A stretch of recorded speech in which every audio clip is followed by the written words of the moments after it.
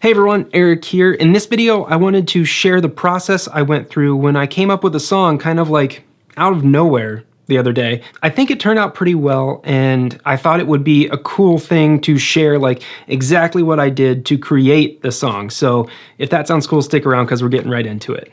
Thank you so much for watching this video. If you're new here, my name is Eric Merrow. Here on the channel, you'll find gear demos and instructional videos aimed to help musicians just like you. And if you like what you see here on the channel, please consider subscribing so you don't miss any of the weekly videos that I put out. So the other day, I was hanging out with my buddy Jason from Fuzzlord Effects. We were down at our rehearsal space filming a video for his channel where we compared like 3 different guitars. And, you know, after we stopped filming, as I like to do, I just like to noodle on amps. So I put on my guitar, started noodling around, and, you know, out of the blue, I kind of came up with this triplet feel guitar part. This kind of like intricate kind of triplet arpeggiating chord thing. I'm not exactly sure how to describe it, but I will play it for you right now.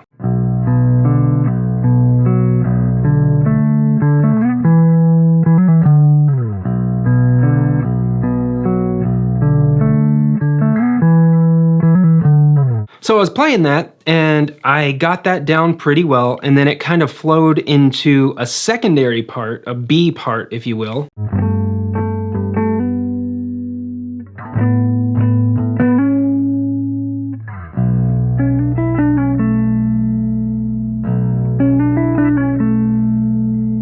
So I was just messing around with that and just like playing it over and over again because I thought it sounded cool. And I think my words were, I need to remember this to record it later, thinking like when I get home, I'll record it. But what Jason knew is that it wasn't going to get recorded if I came home. So he's like, no, dude, just record it now. I had my laptop at the space and it was hooked up to an interface that we have there. So what I did was I kind of just plugged my guitar into an amp. I had it already mic'd up, and I found the tempo of the track.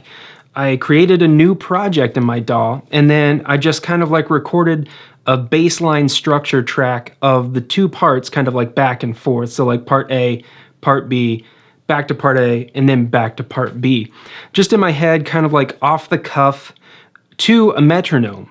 That's the specific part. That's the really important part here, is that I was listening to the click track as I was playing the guitar part. So after I had that kind of like structure that I wanted to follow, what I did was now I'll turn the amp up a little bit. I kind of dialed in a clean sound and I re-recorded the track that I just did in like a cleaner way. So the first track would be known as a scratch track when you're recording. So I recorded that scratch track and then I went back over it and played it a little bit more cleanly with a little bit more, you know, attitude or like feeling. So I recorded that first track to a metronome all the way through, and then I went back and re-recorded over that first guitar track with kind of a secondary guitar track. This time I added some distortion from the Fuzzlord Effects FET 120 and some delay from the Dark Master, again from Fuzzlord Effects.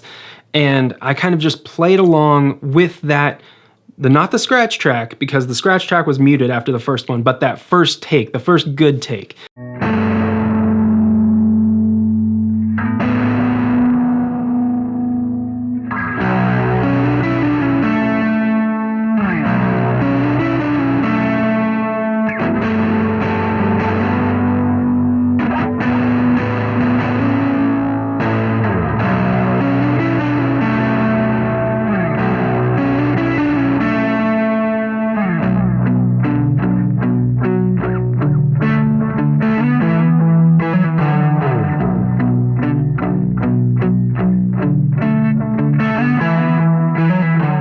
So I recorded both of those guitar tracks, and then I actually decided to play some drums on it. I was able to, again, since I'm recording to a metronome inside the DAW, which is GarageBand, since I'm recording to that metronome, I can go back and, you know, accurately place drums or bass. So what I ended up doing was playing back the song, you know, 3 or 4 times to kind of figure out what I wanted to play on drums. So that's exactly what I did. I played it back 3 or 4 times, figured out what I wanted to play on drums, how I wanted it to feel, and then I think I did 2 or 3 takes, maybe 4 takes, I'm not exactly sure. I did multiple takes to get the drums exactly how I wanted it to sound.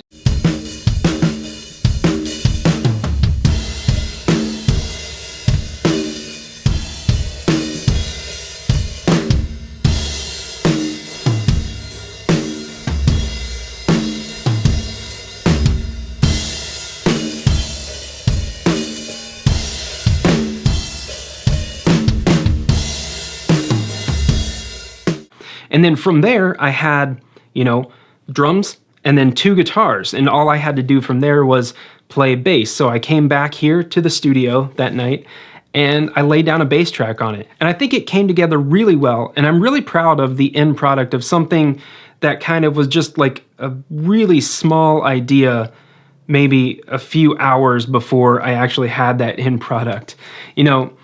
If I were in a band, I would probably want to keep elaborating on this, but as it sits, it's a great demo for something in the future, or, just to share on social media, which is exactly what I did, posted on Instagram, and I got a lot of interest and comments about it, so I wanted to share it here on YouTube as well. So before I share the song, I want to thank you for watching, I want to thank you for supporting and subscribing, and I also want to send a gigantic thank you to my Patreon fam, my executive producers over on Patreon. I cannot tell you how much I appreciate you, so thank you so much. So now let's go ahead and hear the song. I hope you enjoy it. If you do dig it, let me know in the comments below. I hope you're doing well, hope you're staying safe, and I will talk to you in the next video.